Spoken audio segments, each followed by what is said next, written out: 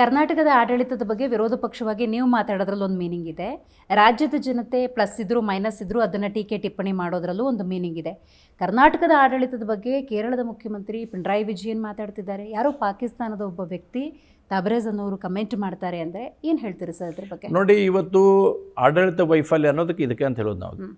Not my word, ಇದು underline ಮಾಡ್ಕೊರಿ. ಆಡಳಿತ ವೈಫಲ್ಯ ಅನ್ನೋದಕ್ಕಂತನ ಕರ್ನಾಟಕದಲ್ಲಿ ಯಾಕೆ ನಮ್ಮ ಮುಖ್ಯಮಂತ್ರಿಗಳು ಅಷ್ಟು ಫಿಟ್ ಇಲ್ವಾ, ಉಪಮುಖ್ಯಮಂತ್ರಿಗಳು ಅಷ್ಟು ಫಿಟ್ ಇಲ್ವಾ, ಉತ್ತರ ಕೊಡಲು ಸಾಮರ್ಥ್ಯ ಇಲ್ವಾ ನಮ್ಮ ಕಡೆಯಿಂದ?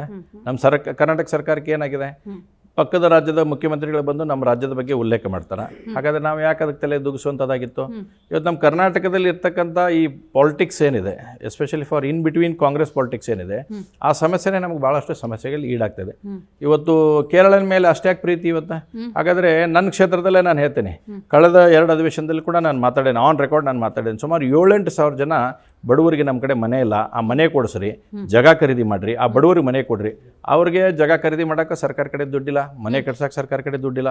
ಆದ್ರೆ ಯಾರೋ ಬಂದಿದ್ದಾರ, ಎಲ್ಲೋ ಪಾಕಿಸ್ತಾನೋ ಎಲ್ಲೋ ಬಾಂಗ್ಲಾದೇಶ, ಅವ್ರಿಗೆ ಬಂದವ್ರಿಗೆ ಮಣಿ ಹಾಕುವಂಥ ಕೆಲಸ ಮಾಡಿದ್ರು. ಇದಕ್ಕಿಂತ ದುರ್ದೈವದ ಸಂಗತಿ ಕರ್ನಾಟಕಕ್ಕೆ ಏನಿದೆ?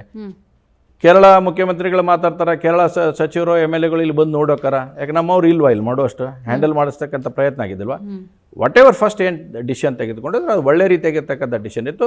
ತದನಂತರ ತೆಗೆದುಕೊಂಡಿರ್ತಕ್ಕಂಥ ನಿರ್ಧಾರ ಬಹಳ ದುರದೃಷ್ಟಕರವಾಗಿರ್ತಕ್ಕಂಥ ನಿರ್ಧಾರ ಸರ್ಕಾರ ಮಾಡಿದೆ.